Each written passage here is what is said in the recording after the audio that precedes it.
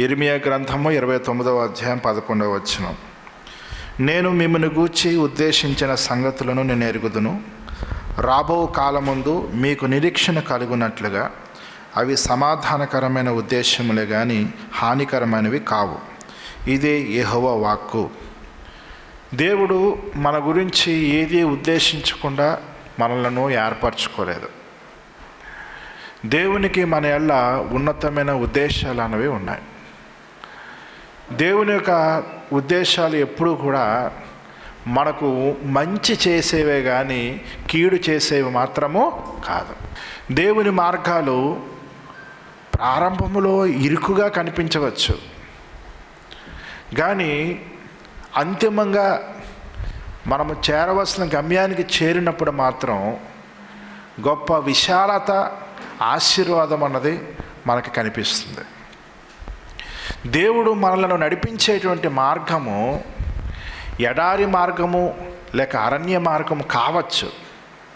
అంతిమంగా దేవుడు మనకిచ్చేటువంటి ఆశీర్వాదము అన్నది ప్రియమైన సహోదరులారా మనం ఊహించని విధంగా ఉంటుంది. మన ఆలోచన నెరవేర్చుకునే విధంగా మనం వ్యవహరించకూడదు, కానీ దేవుని యొక్క ఆలోచనలు మన జీవితంలో నెరవేర్చబడాలని హృదయపూర్వకంగా మనం కోరుకోవాలి. కొంతమంది దేవునికి ప్రార్థన చేసేటప్పుడు వారి ఆలోచనలు దేవుని ఎదుట పెడతారు. ప్రార్థన అంటే దేవుని యొక్క ఉద్దేశాలు ఏమైతే ఉన్నాయో, దేవుని చిత్తం ఏమైందో అది నెరవేర్చబడాలని దేవుణ్ణి అడగటం. అంతేగాని మన ఆలోచనలను మన ఉద్దేశాలు దేవుని ఎదుట పెట్టి ప్రభా ఇది జరిగించు అని ప్రార్థించడము నిజమైన ప్రార్థన మాత్రము కాదు. దేవుని చిత్తం కాని వాటిని దేవుని అడిగి మానవ శక్తితో వాటిని పొందుకున్న తర్వాత జీవితంలో ఎన్నో కష్టాలు పడుతున్న వారిని లోకంలో మనం చూస్తున్నాం. వారి యొక్క తలంపుకు, వారి యొక్క ఆలోచనకు ఏదైతే మంచిదో అది వారు కోరుకోవడం, దేవుణ్ణి అడగడం, సేవకులకి ప్రార్థన చేయమని చెప్పడం, తర్వాత లేని కష్టాలు తెచ్చుకోవడం అనేది జరుగుతుంది. అలాగున కాకుండా దేవుని యొక్క చిత్తం ఏంటో తెలుసుకొని ఆ చిత్తానికి అనుకూలంగా మనం ప్రార్థన చేస్తే అది మనకి ఎంతగానో ఆశీర్వాదకరంగా ఉంటుంది.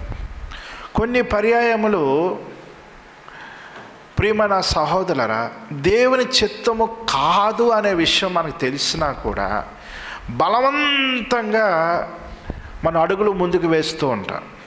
దేవుని యొక్క చిత్తం ఏమిటో మనము తెలుసుకోవడానికి మొట్టమొదటిగా దేవుడు మనకి ఇచ్చినటువంటి ప్రామాణికం ఏమిటి అంటే బైబిల్ ద్వారా, అనగా దేవుని వాక్యం ద్వారా మనకు దేవుని చిత్తం ఏమిటో మనకి తెలియపరచబడుతుంది. దేవుని వాక్యానికి వేరుగా ఏనాడు దేవుడు దర్శనముల ద్వారా కానీ, కళల ద్వారా కానీ, లేక తన స్వరము ద్వారా కానీ దేవుడు ఏనాడు కూడా మాట్లాడడు. దేవుని వాక్యము ఏమైతే సెలవిస్తుందో, దేవుడిచ్చిన దర్శనాలు కానీ, కళలు కానీ, ప్రవచనము కానీ దేవుని వాక్యానికి అనుకూలంగానే ఉంటే కానీ వ్యతిరేకంగా ఏనాడు కూడా ఉండవు. కనుక మన జీవితంలో దేవుడు ఏదైతే తన చిత్తము అన్నాడో ఆ చిత్తాన్ని నెరవేర్చేవారుగా మనం ఉండాలి, కానీ దేవుని చిత్తానికి వేరుగా మనం ఏది కూడా ఆలోచించకూడదు, ఊహించకూడదు, తలంచకూడదు. తరువాత ప్రత్యక్షము కానటువంటి దేవుని ఉద్దేశాలు, దేవుని చిత్తము వ్యక్తిగతంగా మన జీవితంలో ఉంటాయి. వాటిని మనం తెలుసుకోవాలి. దేవుడు మనలను ఏ విధంగా నడిపిస్తున్నాడో ఆ విధంగా మనం ముందుకు వెళుతూ ఉండాలి. సాతాను పెట్టేటువంటి ఆలోచన ఏమిటి అంటే దేవుని మాట వింటే నేను నష్టపోతాను,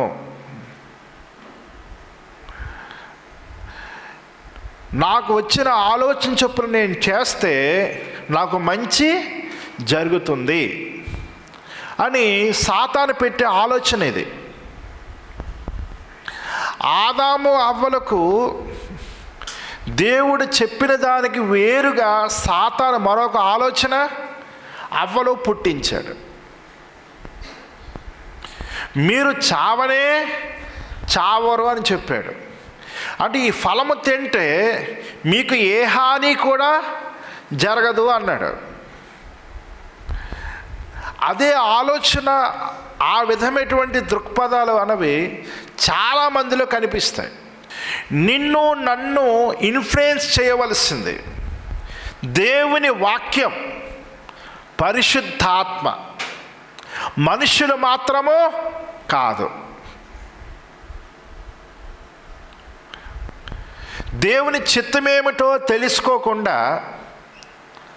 మనుషుల మాటని నమ్మి మనుషులు చెప్పిందే మంచిది అనుకొని జీవితాల్ని పాడు చేసుకున్న వారు ఎంతోమంది లోకంలో కనిపిస్తున్నారు. ప్రియమైన సహోదరులారా, ఒక విషయం మనం గమనించాలి. దేవుని చిత్తము, దేవుని ఉద్దేశాలు ఏనాడు కూడా హానికరమైనవి కావు. దేవుని యొక్క చిత్తము, దేవుని ఉద్దేశాలు మనకు మేలు చేసేవి, మంచి చేసేవి, ఆశీర్వాదకరమైనవి. అయితే సాతాను పెట్టే ఆలోచన ఏమిటి? హానికరమైనవి, నష్టాన్ని కలిగించేవి, ఇబ్బందుల పాలు చేసేవి, నీ జీవితంలో నాశనము చేసేవి. రోమిలకు రాసిన పత్రిక 8వ అధ్యాయం 28వ వచనం, దేవుణ్ణి ప్రేమించు వారికి అనగా ఆయన సంకల్పము చొప్పున పిలువబడిన వారికి మేలు కలుగుటకై సమస్తమును సమకూడి జరుగుచున్నవని ఎరుగుదుము. దేవుడు మన ఎల్ల ఉద్దేశించిన సంగతులు హానికరమైనవి కావు. అవి ఎంతో మేలుకరమైనవి, భవిష్యత్తు కొరకు మనకు నిరీక్షణ కలిగించేవి, మన యొక్క భవిష్యత్తును ఆశీర్వాదకరంగా తీర్చేవి, భవిష్యత్తులో మనం అందరము ఎంతగానో దీవించబడటానికి, ఆశీర్వదించబడటానికి అవన్నీ కూడా దోహదము చేసేవి. అవి పొందుకోవడానికి మనం నడుస్తున్న మార్గం ఉందే, ఆ మార్గములో మనకు ఎదురయ్యే పరిస్థితులన్నీ కూడా ఎందుకోసమట? మేలు కొరకేనట. దేవునికి స్తోత్రం. అంటే ఏ యొక్క పరిస్థితులు, ఉదాహరణకి యోసేపును ప్రధానమంత్రిగా దేవుడు చేయకముందు జీవితంలో ఎదుర్కొన్న ప్రతి పరిస్థితి ఒక కోణంలో చూస్తే కీడు, మరొక కోణంలో చూస్తే మేలు. చూసారా? అంటే కీడు జరుగుతున్నట్టుగా కనిపిస్తుంది, కానీ ఆ కీడు వెనుక ఏమి దాగి ఉంది? మేలు దాగి ఉంది. అందుకే ఆయన సంకల్పము చొప్పున పిలువబడిన వారందరికీ సమస్తము కూడా దేని కొరకు జరుగుతున్నాయట? మేలు కొరకే జరుగుతున్నాయి. ఏ విషయంలో మేలు అంటే, ఏ సంకల్పమును బట్టి దేవుడు మనల్ని పిలిచాడో ఆ సంకల్పము నెరవేర్చబడటానికి కీడు కూడా మన జీవితంలో మేలు కొరకే జరుగుతుంది. దేవునికి స్తోత్రం. చూసారా? అందుకే శోధన సహించువాడు ధన్యుడు అనే వాక్యం సెలవిస్తుంది. నీ జీవితంలో దేవుని చిత్తం అన్నది ఒకటి ఉంది, దేవుని ఆలోచన అన్నది ఒకటి ఉంది. అది ఎప్పుడు దేవుడు సంపూర్ణంగా నెరవేరుస్తాడో మనకు తెలియదు. కాలములు, సమయములు దేవుని యొక్క ఆధీనంలో ఉన్నాయి. అయితే ఇప్పుడు నువ్వు ఏం చేయాలి, ఎక్కడికి వెళ్ళాలి అనే విషయంలో మాత్రము ప్రియమైన సహోదరులారా, దేవుని చిత్తానికి అప్పగించుకొని దేవుడిని ఎటు నడిపిస్తే అటే నడువు. అది ఎడారి ప్రాంతమా, అరణ్య మార్గమా, లేకపోతే మరొకట. అయితే దేవుడు మన కొరకు ఉద్దేశించిన సంగతులు మాత్రము ఆశీర్వదకరమైన విషయాన్ని మాత్రం మనం మర్చిపోకూడదు. దేవునికి స్తోత్రం, హల్లెలూయా. కాబట్టి దేవుని యొక్క ఆలోచనలు అనేవి హానికరమైనవి ఏమాత్రము కూడా కాదు. దేవుని కంటే మనం ఏదో తెలివైన వారమని ఎప్పుడు అనుకోకండి. దేవుడు అన్ని విషయాలు మనకు బయలుపరచడు. ఇలాగ నడువు అంటాడు అంతే, ఆ విధంగా మనం నడుచుకోవడమే. భవిష్యత్తు ఎలా ఉంటుంది అనే విషయంలో విశ్వాసంతో దేవుడు నన్ను గొప్పగా దీవిస్తాడు అని మనం దేవుని వల్ల విధేయత కలిగి ఉండటమే. భవిష్యత్తు ఎంత ఉన్నతంగా తీర్చబడుతుందో అనే విషయం మనకు తెలియదు, కానీ దేవుని యొక్క ఆలోచన చొప్పున చేస్తే మాత్రం అది మనకి ఏనాడు కీడుగా మారదు. అది ఎప్పుడు కూడా ఆశీర్వాదకరంగానే ఉంటుంది. అయితే మనుషులు ఏమనుకుంటారు, దేవుని మాట వింటే మనకు నష్టము కలుగుతుంది అనుకున్న వారు కొంతమంది. దేవుని యొక్క చిత్తము కంటే నా ఆలోచనే గొప్పగా ఉంది కదా, నా ప్లానింగే గొప్పగా ఉంది కదా, నా తలంపులే గొప్పగా ఉన్నాయి కదా అని కొంతమంది అనుకుంటారు. ప్రియమైన సహోదరులారా, అంటే దేవుని కంటే నీవు జ్ఞానవంతుడివి, జ్ఞానవంతురాలివి, దేవుని కంటే నువ్వు తెలివైన దానివి, తెలివైన వాడుగా నువ్వు అనుకుంటున్నావంటే దేవుని మీద నీకు అసలు నమ్మకం ఉన్నట్టా లేనట్టా? దేవుని గురించి నీకు తెలిసినట్టా తెలియనట్టా? తెలియనట్టే కదా. అంటే దేవుణ్ణి నువ్వు ఏ విధంగా భావిస్తున్నావు? దేవుడు నీకంటే చిన్నవాడుగా భావిస్తున్నావు, దేవుణ్ణి నీకంటే బలహీనుడిగా భావిస్తున్నావు. దేవుని యొక్క లక్షణం ఏంటి? ఆయన సర్వజ్ఞుడు, ఆయన సర్వజ్ఞాని. దేవుడు కలిగిన ఉద్దేశాలు అప్పటికప్పుడు పుట్టినవి కాదు, లేక అప్పటికప్పుడు కలిగినవి కాదు.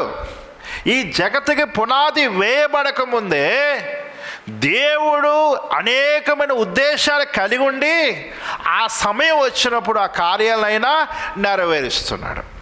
ఉదాహరణకు యేసు ప్రభువు వారు ఈ భూమి మీదకి రావాల్సి ఉంటుందని ఆదాము అవ్వల పాపం చేసిన తర్వాత ఉద్దేశించాడా, లేక ఈ జగత్తుకి పునాది వేయబడక ముందే ఉద్దేశించాడా?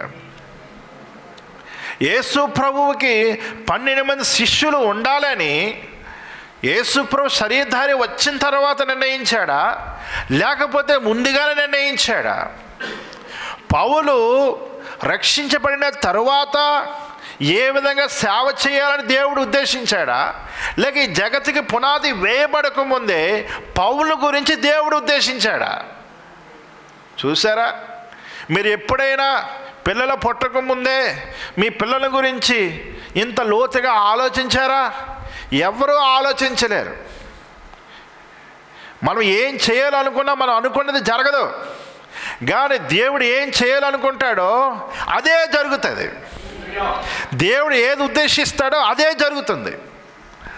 అందుకు ప్రతి పరిస్థితిని కూడా దేవుడు అనుకూలంగా మార్చేసుకుంటాడు.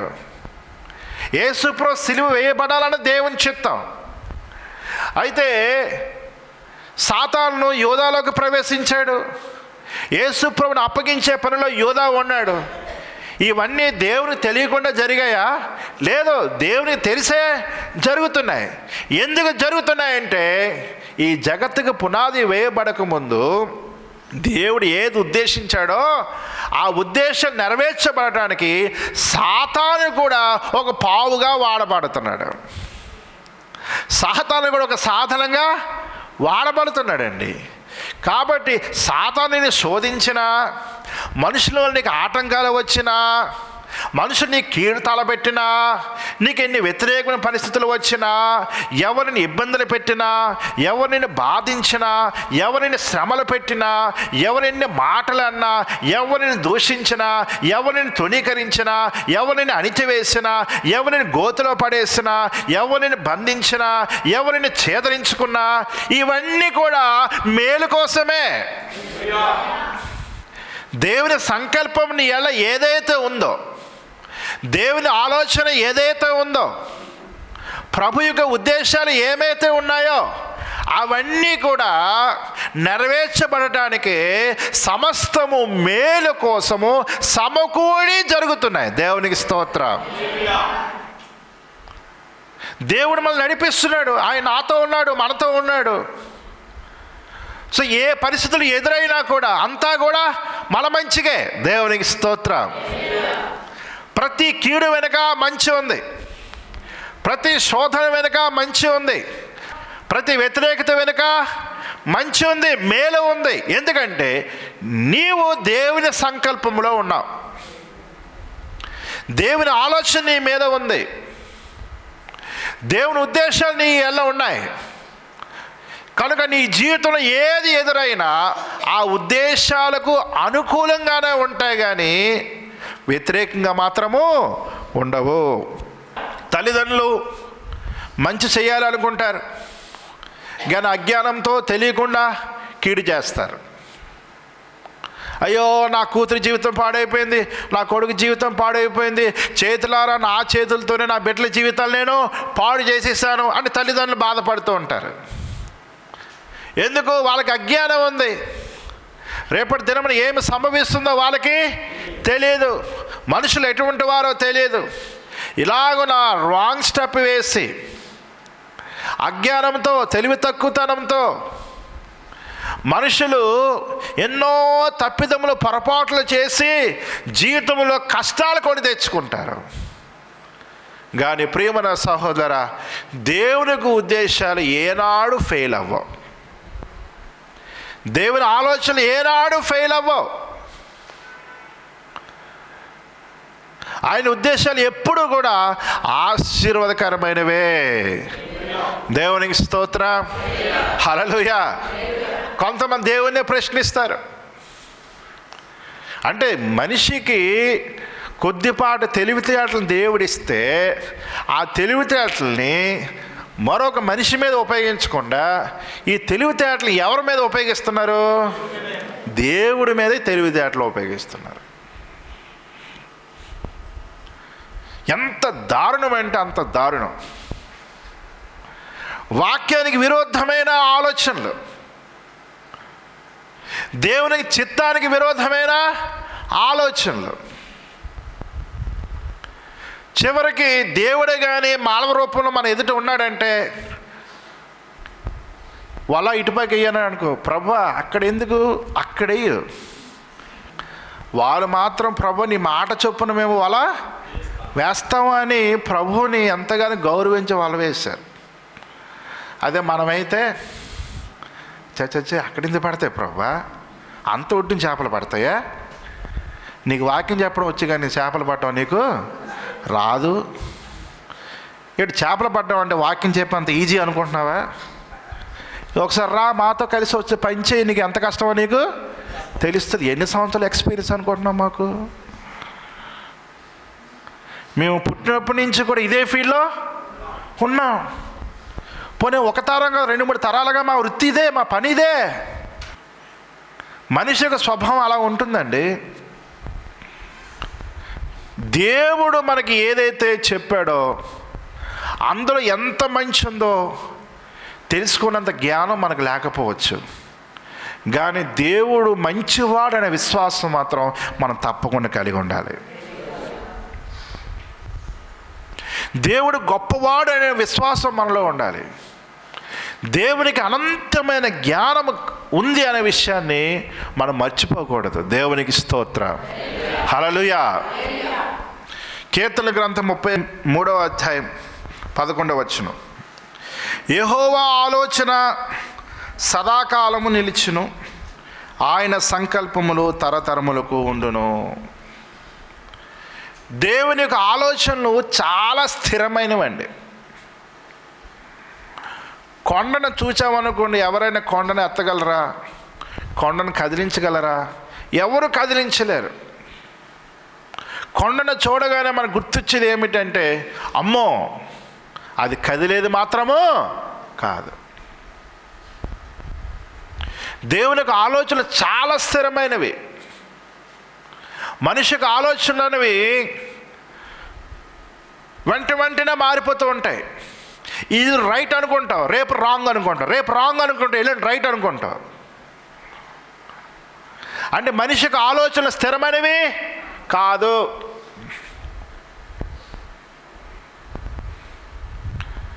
దేవునికి ఆలోచనలు స్థిరమైనవి. ఎందుకు స్థిరమైనవి అంటే ఆ ఆలోచన పర్ఫెక్ట్, ఆ ఆలోచన చాలా ఉన్నతమైంది. దేవుని ఆలోచన కంటే మించిన ఆలోచన అన్నది మరొకటి లేదు. పర్ఫెక్ట్ అన్నమాట.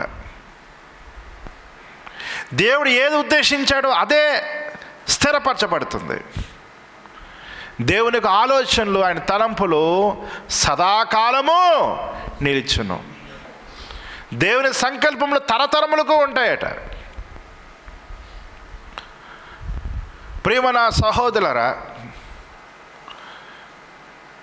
దేవుడు దావీదుని ఏర్పరచుకున్నప్పుడు దావీదు ఎలా దేవుడు కలిగి ఉన్న ఆలోచన సంకల్పము ఒక తరము మాత్రమే ఉండేదా, లేకపోతే తరతరములు ఉండేదా? అంటే దావీదు ఎలా దేవుడు కలిగిన ఆలోచన సదాకాలము నిలిచేది. దావీదు ఎలా దేవుడు కలిగిన సంకల్పము తరతరములు ఉండేది. దేవుడు వాగ్దానం చేస్తున్నాడు. యెషయా గ్రంథం 55:3 చెవియొగ్గి నా యొద్దకు రండి, మీరు వినినెడల మీరు బ్రతుకుదురు. నేను మీతో నిత్య నిబంధన చేసేదను, దావీదునకు చూపిన శాశ్వత కృపను మీకు చూపుదును. దేవునికి స్తోత్రం. దేవుని మాట ఎంత గొప్పదో చూడండి. నా మాట మీరు వింటే, నా మాటకి మీరు లోబడితే దావీదుకు చూపిన శాశ్వతమైన కృపను నీకు చూపుదును. ఏమన్నా చిన్న మాట చెప్పండి. అంటే నీవు ఈ లోకములో ఉన్నా లేకపోయినా నీ కుటుంబం విషయంలో నీ ఎడల దేవునికి ఆలోచన సదాకాలము నిలిచే ఉంటుంది. ఎంత గొప్ప ఆశీర్వాదం అండి. దేవుని ఆలోచన మన జీవితంలో ప్రియమైన సహోదరులారా ఎప్పుడు ప్రారంభమవుతాయంటే దేవునికి చిత్తానికి అప్పగించుకున్నప్పుడు. ప్రభువు అన్నారు, దప్పికొని వల్ల నా వద్దకు రండి. 55:1 నుంచి, దప్పికొని వాళ్ళారా నేల యొద్దకు రండి, రోకలు లేని వారులారా మీరు వచ్చి కొని భోజనం చేయండి. రండి, రోకలు లేకపోయినను ఏమీ నీకే ద్రాక్షారసమును పాలను కొనండి. ఆహారం కాని దాని కొరకు మీరు ఎలా రోకలు ఇచ్చెదరు? సంతృష్టి కలుగు చేయని దాని కొరకు మీ కష్టార్జితం ఎందుకు వ్యయపరిచెదరు? నా మాట జాగ్రత్తగా ఆలకించి మంచి పదార్థము భుజించడి, మీ ప్రాణము సారమైన దాని యందు సుఖింపనీయుడి. మనుషుడు రొట్టె వల్ల మాత్రమే కాదు, దేవుని నోటి నుంచి ప్రతి మాట వల్ల జీవిస్తాడు. దప్పుకుని వల్ల నా వద్దకు రండి అనే మాట యేసు ప్రభువారు ఆనాడు ఇశ్రాయేలుతో ఈ మాట పలికారు. ఏ దప్పికను తీరుస్తాడైనా? పరిశుద్ధాత్మ ద్వారా దేవుడు మన దప్పికను తీరుస్తాడు. వాక్యమైన ఆహారం ద్వారా దేవుడు మనకు భోజనమును వడ్డిస్తాడు. అంటే దేవుని వాక్యానికి ఎవరైతే అప్పగించుకుంటారో, ఎవరైతే దేవుని ఆత్మచేత నింపబడుతూ ఉంటారో వారి జీవితంలోనే దేవుని ఉద్దేశాలు స్థిరపరచబడతాయి. వారి జీవితంలో దేవునికి ఆలోచనలు అనేవి స్థిరపరచబడతాయి. దావీదు ఎలా దేవుని ఆలోచన నెరవేర్చబడటానికి ప్రారంభం ఎప్పుడైందో తెలుసా? దావీదు దేవుని ఆత్మచేత అభిషేకించబడినప్పుడు. సమూయేలు వెళ్ళి అభిషేకించాడు. నాటి నుండి యెహోవా ఆత్మ దావీదు మీదకి బలముగా దిగి వచ్చినను రాయబడి ఉంది. దేవుని ఆలోచన దావీదు ఎలా జగత్తుకి పునాది వేయబడక ముందే ఉంది. అయితే ప్రియమైన సహోదరులారా, ఆ ఆలోచన నెరవేర్చబడడం అనేది ఎప్పుడు స్టార్ట్ అయింది అంటే దావీదు అభిషేకించబడిన తర్వాత. దేవుని ఆత్మచేత నువ్వు నింపబడే స్థితిలో ఉన్నావా? దేవుని ఆత్మ అభిషేకం నువ్వు పొందుకుంటున్నావా? ఆత్మలో బలపడుతున్నావా? దేవుని వాక్యం చేత హృదయాన్ని నింపుకుంటున్నావా? వాక్యమైన ఆహారముతో నీ హృదయాన్ని తృప్తిపరచుకుంటున్నావా? దివారాత్రము దేవుని వాక్యమును ధ్యానిస్తూ ఆ వాక్యానుసారం నీ జీవితాన్ని మలచుకుంటున్నావా? పరిశుద్ధాత్మ చేత నీ జీవితం నింపబడుతుందా? నీ బ్రతుకు నింపబడుతుందా? నీ హృదయం నింపబడుతుందా? నాటి నుండే దేవుని ఆలోచనలు నీ జీవితంలో ప్రారంభమవుతాయి.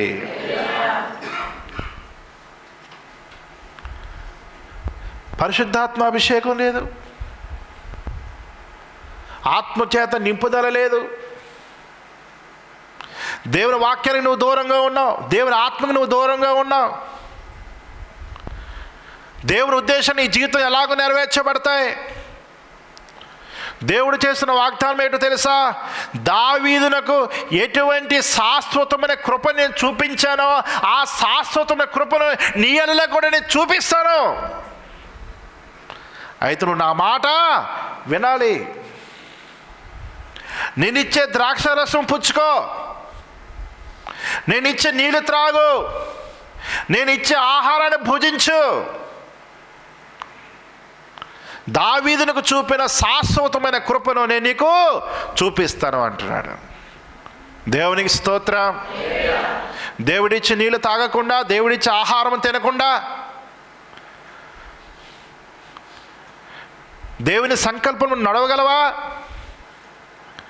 ప్రియమైన సహోదరులారా, యోసేపు దేవుని ఆత్మను కలిగి ఉండకపోతే, యోసేపు హృదయంలో దేవుని వాక్యానికి స్థానం లేకపోతే యోసేపు ప్రధానమంత్రి అయి ఉండేవాడా? యోసేపు ప్రధానమంత్రి అయి ఉండేవాడు కాదు. దేవుడిచ్చినటువంటి ఆత్మీయ పానమును త్రాగుతూ దేవుని వాక్యమున హృదయములో భద్రపరుచుకొని తాను ప్రయాణం చేశాడు కాబట్టి ప్రధానమంత్రి కాగలిగాడు. దేవునికి స్తోత్రం. హల్లెలూయా. దేవుని ఆలోచనలు హానికరమైనవి కావు. గోతులో పడవేయబడ్డాడు, అది హానికరము కాదు. ఇష్మాయేలుకు అమ్మివేయబడ్డాడు, అది హానికరమైనది కాదు. పోతిఫర్ ఇంట్లో బానిసగా ఉన్నాడు, అది కూడా హానికరమైనది కాదు. చెరసాలకు వెళ్ళిపోయాడు, అది కూడా హానికరమైనది కాదు. ఇవన్నీ కూడా మేలు కొరకే సమస్తము సమకూడి జరుగుతూ ఉన్నాయి. నీ జీవితంలో ఏ కష్టాలు పడుతున్నావో, ఏ పరిస్థితులు ఎదుర్కొంటున్నావో, ఎటువంటి వ్యతిరేకమైన పరిస్థితులకు ఎదురవుతున్నాయో ఒక్కసారి వాటిని పాజిటివ్గా ఆలోచించు, ఆత్మీయ దృక్పథంతో ఆలోచించు. ఇవన్నీ నాకు మేలు కోసమే సమకూడి జరుగుచున్నవని ఎరుగుదును అనాలి. విశ్వాసం అంటే ఆ మాట చెప్తారు, అది అవిశ్వాసులు అనుకోండి. ప్రియమైన సహోదరా, కుమిలిపోతూ బాధపడిపోతూ ఇరిటేట్ అయిపోయి ఆ కోపాన్ని, ఆ బాధను మరొకరి మీద కక్కేసి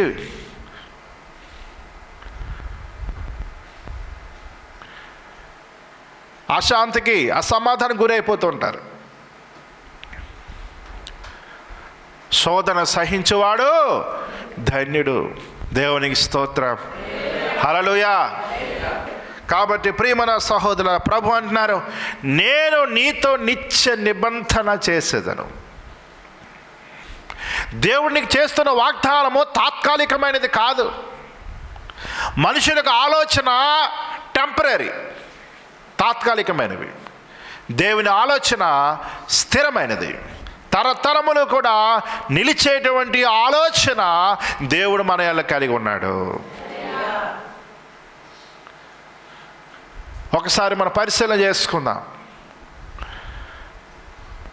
దేవుడు ఆనాడు ఇశ్రాయేలు అరణ్య మార్గంలో నడిపించాడు అంటే దేవునికి సంకల్పం చొప్పులు నడిపించాడు.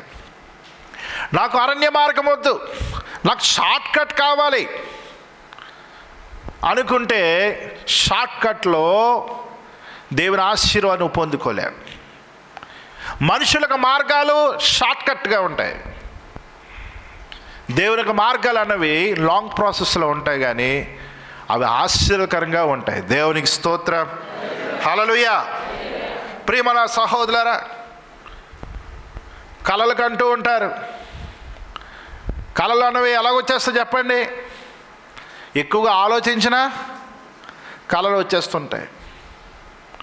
ఏదైనా ఒక విషయాన్ని మీరు బాగా ఆలోచిస్తూ ఆ విషయాల గురించి మీరు బాధపడుతూ ఉన్నారనుకోండి, అదే విషయం మీద కలలు వచ్చే అవకాశాలు చాలా ఉంటాయి. కలలు రాగానే ఏమనేసుకుంటాం? దేవుడు నాతో మాట్లాడేశాడు. ప్రియమైన సహోదరా, నీ కలల కంటే దేవుని ఆలోచనలు అతీతమైనవి.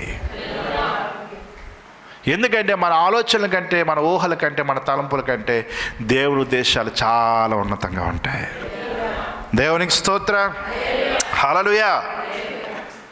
యెషయా గ్రంథం 55వ అధ్యాయం 8-9 వచనములు. నా తలంపులు మీ తలంపులు వంటివి కావు, మీ త్రోవలు నా త్రోవల వంటివి కావు. ఇదే యెహోవా వాక్కు. ఆకాశములు భూమికి పైన ఎంత ఎత్తుగా ఉన్నవో, మీ మార్గముల కంటే నా మార్గములు, మీ తలంపుల కంటే నా తలంపులు అంత ఎత్తుగా ఉన్నవి. దేవుని మార్గాలు మన మార్గాలు ఒకసారి మనం పరిశీలన చేస్తే మన మార్గాల కంటే దేవుని మార్గాలు చాలా ఉన్నతంగా ఉంటాయి. జీవితం అంటే నీ ఆలోచనను, నీ ఉద్దేశాలను, నీ కళ్ళను నెరవేర్చుకునేది కాదు. దేవుని చిత్తం ఏమిటో నువ్వు తెలుసుకొని ఆ చిత్తాన్ని తలొగ్గి ఆ చిత్తం నెరవేర్చబడటానికి దేవునికి నువ్వు విధేయుడు కావడమే జీవితం. నీ ప్లానింగ్స్ లేకపోతే నీ ఆలోచన, నీ తలంపులు వీటిని నెరవేర్చుకోవడం కాదు ప్రార్థన అంటే, జీవితం అంటే. ఇవన్నీ ధర్మశాస్త్రాన్ని బోధించేటువంటి మంచి గొప్ప టీచరు ఎవరంటే గమలీయేలు. అతని దగ్గర తర్ఫీదు పొందాడు ఎవరు? అపోస్తలుడైన పౌలు. పరిసయ్యుల వర్గానికి చెందినవాడు పౌలు. ధర్మశాస్త్రం అనగా పాత నిబంధన గ్రంథాల మీద మంచి పట్టున్నవాడు పౌలు. ఇటువంటి వాడు ఎవరి దగ్గర సేవ చేస్తే బాగుంటుంది? యూదుల దగ్గర సేవ చేస్తే బాగుంటుందా? అన్ని జనుల మధ్య సేవ చేస్తే బాగుంటుందా? మానవీయ కోణంలో ఆలోచిస్తే యూదుల మధ్య సేవ చేయడమే మంచిది. ఎందుకంటే యూదులు ధర్మశాస్త్రంని ఎరిగిన వారు. యూదుల్లో చాలామంది చదువుకున్న వారు ఉన్నారు. యూదుల్లో పరిసయ్యులు ఉన్నారు, శాస్త్రులు ఉన్నారు, ప్రధాన యాజకులు ఉన్నారు. వీళ్ళ మధ్య సేవ చేయాలంటే ఏమిటి? అటువంటి అర్హతలు ఎవరికి ఉన్నాయి? పౌలుకు ఉన్నాయి. కానీ దేవుడు అన్నాడు, పౌలా నీవు అన్యజనుల యొద్దకు వెళ్ళి అక్కడ నువ్వు సేవ చేయి, అన్యజనులకు నేను అపోస్తులుగా ఉంచాను అన్నాడు. విద్య లేనివాడు పేతురు. చేపలు పట్టుకునే విద్య తప్ప ఇంకే విద్య కూడా తెలియదు. చదువుకున్న వ్యక్తినేమో చదువుకున్న వారి మధ్య అపోస్తులుగా ఉంచాడు. అధిక విద్యను అభ్యసించినటువంటి, వేదాంత విద్యను అభ్యసించినటువంటి, మతనిష్టను పాటిస్తూ, సాంప్రదాయాలు, ఆచారాలు ఇవన్నీ పాటిస్తూ ఉన్నతమైన కుటుంబానికి చెందిన పౌలును మాత్రము ఎక్కడ పంపించాడు? అన్ని జనుల యొద్దకు పంపించాడు. దేవుని తలంపులు మన తలంపుల కంటే చాలా ఉన్నతమైనవి. దేవునికి స్తోత్రం. కొంతమంది చూడగానే వీడు పైకొత్తాడా అని వెంటనే ఆలోచన వచ్చేస్తుంది. అంతే కదా? ఎందుకు? ఆ వ్యక్తి యొక్క ఫిజికల్ ఎబిలిటీస్ని మనం చూస్తాం. అటువంటి వారిని దేవుడు ఆశీర్వదిస్తాడండి. దేవుడు అటువంటి వారిని ఏర్పరచుకుంటాడు. దేవుడు ఏర్పరచుకున్న వ్యక్తుల్ని ఎవరైనా మీరు చూడండి, వారు క్వాలిఫైడ్ పీపుల్ మాత్రము కాదు.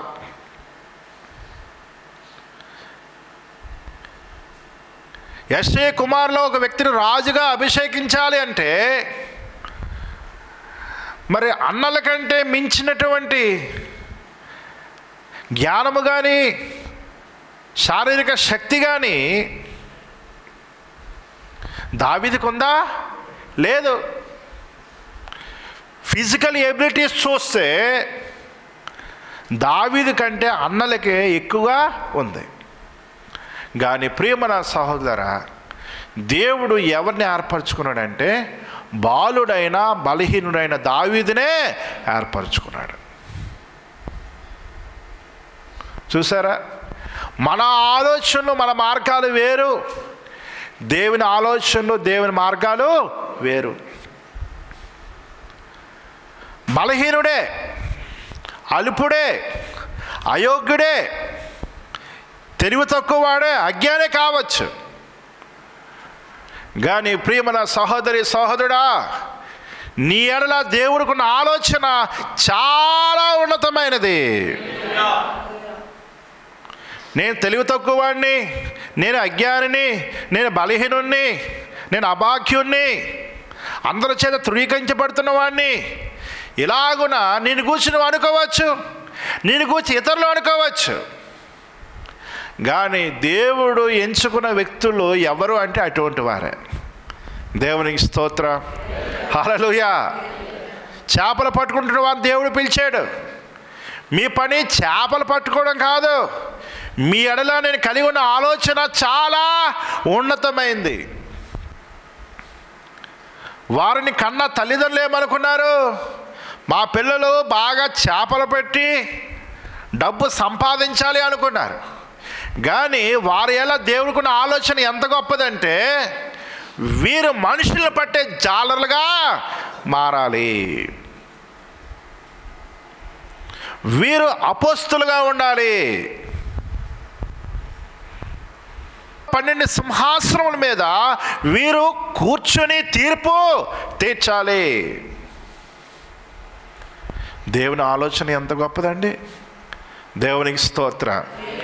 కాబట్టి ఎవరి గురించి మనం తక్కువ అంచనా వేయకూడదు. దేవుని ఆలోచనలు హానికరమైనవి కాదు, మేలుకరమైనవి. దేవుని ఆలోచనలు అస్థిరమైనవి కాదు, స్థిరమైనవి. దేవుని ఆలోచనలు తాత్కాలికమైనవి కాదు, దేవుని ఆలోచనలు సదాకాలము నిలిచేవి. దేవుని ఆలోచనలు మన తలంపుల వంటివి కాదు, మన మార్గముల వంటివి కాదు. భూమికి ఆకాశం ఎంత ఉన్నతంగా ఉందో దేవుని ఆలోచన అంత ఎత్తుగా ఉండేవి, అంత ఉన్నతమైనవి. దేవునికి స్తోత్రం, హల్లెలూయా. కాబట్టి నిన్ను గురించి నువ్వేమనుకుంటున్నావు, లేక మరొకరి గురించి నువ్వేమనుకుంటున్నావు, ఇంత వీడి జీవితం అనుకోవద్దు. ఎవరిని తక్కువ అంచనా వేయొద్దు. ప్రతి ఒక్కరి ఎలా దేవుడు కలిగిన ఆలోచన చాలా గొప్పది. ఆ ఆలోచన నెరవేర్చబడాలి అంటే దేవుడు అంటున్నాడు, నా మాట నువ్వు విను, నా మాటకు లోబడు, నిత్య నిబంధన నీతో నేను చేస్తున్నాను. దావీదుకు చూపిన శాశ్వతమైన కృపను నీకు చూపిస్తాను అంటున్నాడు. దేవునికి స్తోత్రం, హల్లెలూయా. కాబట్టి ఫిజికల్గా, శారీరకంగా నీలో ఎన్నో అసమర్థతలు ఉండవచ్చు. మోషే అంటున్నాడు, నాకు మాట్లాడడం రాదు అంటున్నాడు. అయితే నాలుగు ఇచ్చిన వాడు ఎవడు? నేనే కదా. దేవునికి స్తోత్రం. గిద్యోను అంటున్నాడు, నా వల్ల కాదు, నీ పిరికివాడిని అంటున్నాడు.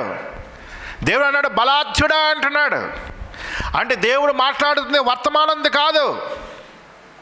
మనుషులు వర్తమానాన్ని చూస్తున్నారు, దేవుడు భవిష్యత్తుని చూస్తున్నాడు. పరాక్రమ గల బలాధ్యుడా అంటున్నాడు. భయపడి దాక్కున్న వాడిని పరాక్రమం గల బలాధ్యుడా అని దేవుడు సంబోధిస్తున్నాడు. కారణం ఏమిటో తెలుసా? పిరికి వాడిని దేవుడు అలాగున మార్చబోతున్నాడు. పిరికివాడిని పరాక్రమం గల బలాధ్యుడిగా దేవుడు మార్చబోతున్నాడు. గొర్రెలను మేపుకున్న వాడిని, కొన్ని లక్షల మంది ఇశ్రాయేల్ని పరిపాలించే రాజుగా మార్చబోతున్నాడు. బానిసగా బ్రతుకుతున్న వాడిని అనేక దేశాలకు ఆశీర్వాదకరంగా మార్చబోతున్నాడు. విద్యలైన పామరులుగా ఉన్నటువంటి పేతురు, యోహాను, యాకోబు మరికొంతమందిని దేవుడు మనుషుల పట్టే జాలలుగా మార్చబోతున్నాడు. దేవునికి స్తోత్రం, హల్లెలూయా. ప్రియమైన సహోదరులారా, ఇప్పుడు వీళ్ళు ఎవరి మధ్య నిల్చున్నారు? శాస్త్రులు ఎదుట విద్య లేనివారు, పరిసయ్యులు ఎదుట విద్య లేనివారు, యాజకులు ఎదుట విద్య లేనివారు నిలిచి దేవుని గురించి బోధిస్తున్నారు అంటే దేవుని తలంపులు ఎంత ఉన్నతమైనవి కదా. దేవునికి స్తోత్రం. ప్రస్తుతం ఉన్న కండిషన్ బట్టి చూస్తే ఏమండి, భవిష్యత్తు మనకి కనబడదు. నిన్ను గురించి నువ్వు ఆలోచిస్తే నీకు భవిష్యత్తు లేదు. ఎందుకంటే ప్రస్తుతం ఉన్న పరిస్థితులను బట్టి చూస్తే నిరీక్షణకు ఆధారమే లేదు. ప్రియమైన సహోదరులారా, నిరీక్షణకు ఆధారము లేనప్పుడే దేవుడు మనల్ని పిలుస్తున్నాడు. అబ్రహాముకి సంతానం లేనప్పుడే అబ్రహాముని పిలిచాడు. నీకున్న స్థితిలో నువ్వు అయోగ్యుడిగా ఉండవచ్చు, అల్పుడుగా ఉండవచ్చు, బలహీనుడిగా ఉండవచ్చు. అందుకే దేవుడు నిన్ను పిలుస్తున్నాడు. ఎందుకంటే దేవుడు నిన్ను ఎంతగానో ఆశీర్వదించడానికి. దేవునికి స్తోత్రం. హల్లెలూయా. కాబట్టి ప్రియమైన సహోదరులారా, చెప్పబడిన వాక్యాన్ని బట్టి మన విశ్వాసాన్ని బలపరుచుకున్నాం. ఇప్పుడు శారీరకంగా మన పరిస్థితులు ఎంత దయనీయంగా ఉన్నా ఇవన్నీ మన మంచి కొరకే, ఇవన్నీ మన మేలు కొరకే. భవిష్యత్తులో దేవుడు మళ్ళీ అత్యధికంగా ఆశీర్వదించడానికి ఇవన్నీ మేలు కొరకే సమకూడి జరుగుతున్నాయి. దేవుని ఆలోచనలు హానికరమైనవి కావు, మేలుకరమైనవి. దేవుని ఆలోచనలు అస్థిరమైనవి కాదు, స్థిరమైనవి. దేవుని ఆలోచనలు తాత్కాలికమైనవి కాదు, తరతరములు సదాకాలము నిలిచేవి. దేవుని ఆలోచనలు మన తలంపులు మన మార్గములు వంటివి కాదు. భూమికి ఆకాశం ఎంత ఉన్నతంగా ఉందో అంత ఉన్నతమైనవి. కాబట్టి దేవుని చిత్తానికి అప్పగించుకొని ప్రభుకు లోబడి జీవించుదాం. దేవుడు నీ ఎడల నా ఎడల కలిగి ఉన్న ఉద్దేశములన్నిటినీ కూడా దేవుడు నెరవేర్చేవాడుగా ఉన్నాడు. దేవుడి మాటలు దీవించి ఆస్వాదించును గాక. ఆమేన్.